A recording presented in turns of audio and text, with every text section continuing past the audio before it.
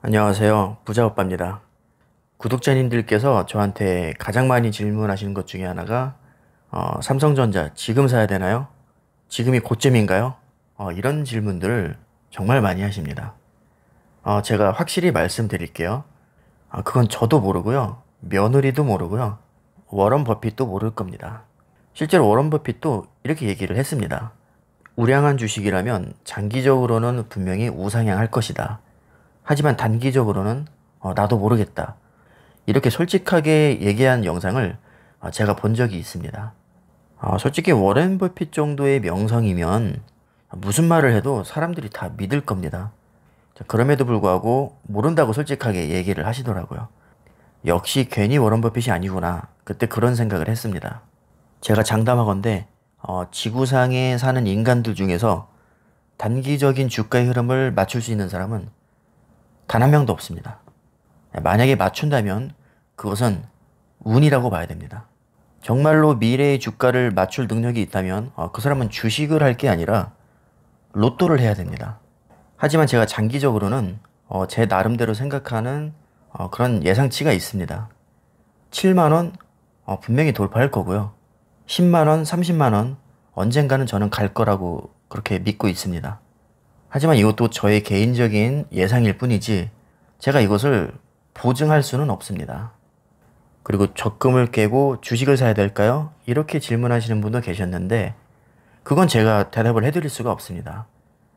왜냐하면 그것은 저에게 선택을 맡기는 거거든요.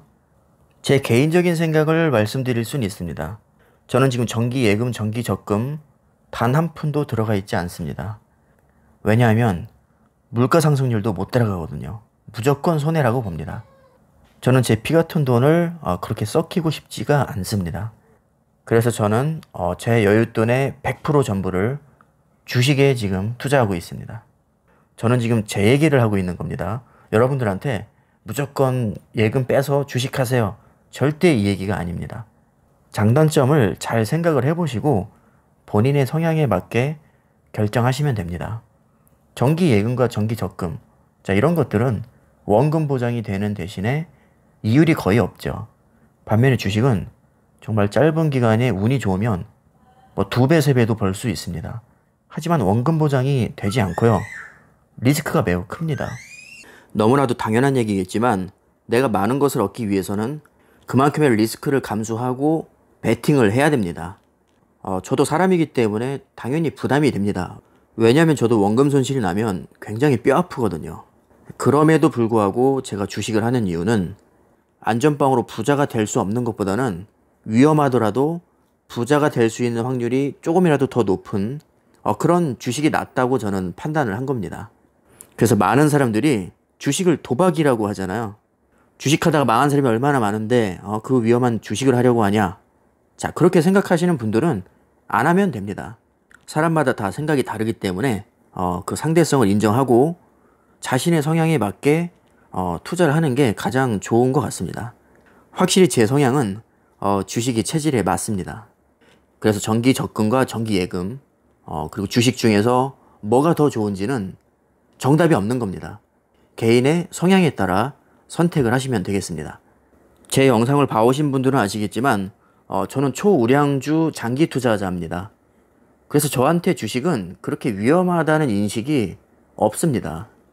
결국에는 주식에 대한 시각은 사람에 따라 역시 다른 것 같습니다. 테마주나 급등주 위주로 단타를 치는 사람한테는 주식이 굉장히 위험하다고 할 수 있고요. 누구나 알고 있는 세계적인 초우량주들, 뭐 예를 들면 애플, 아마존, 마이크로소프트, 구글, 인텔, AMD, 엔비디아, 삼성전자, 뭐 SK 하이닉스까지 이 정도 체급과 명성의 초우량주들은 제가 투자하기에 굉장히 부담이 없는 그런 기업들입니다.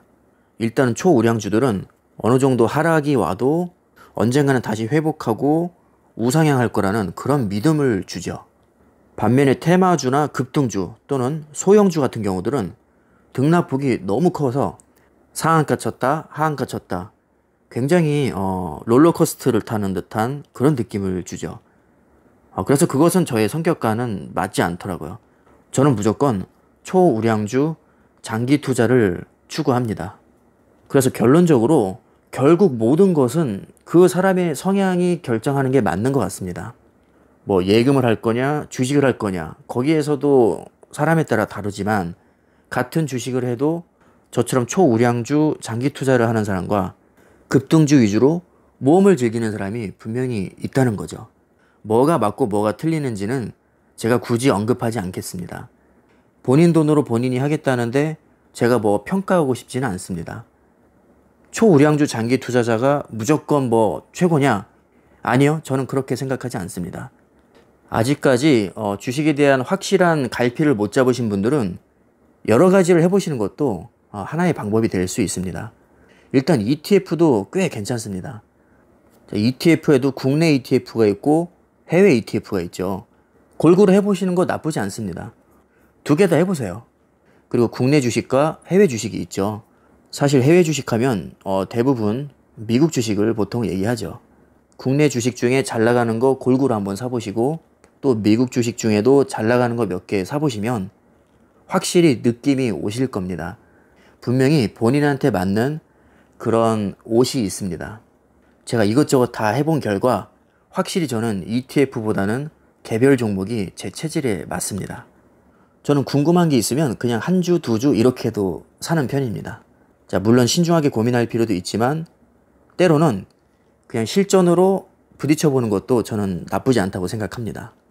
그래서 오늘의 결론은 결국 모든 것은 본인의 성향에 따라 결정된다. 이렇게 말씀을 드릴 수 있겠습니다. 자, 성투하시기 바라겠습니다. 감사합니다.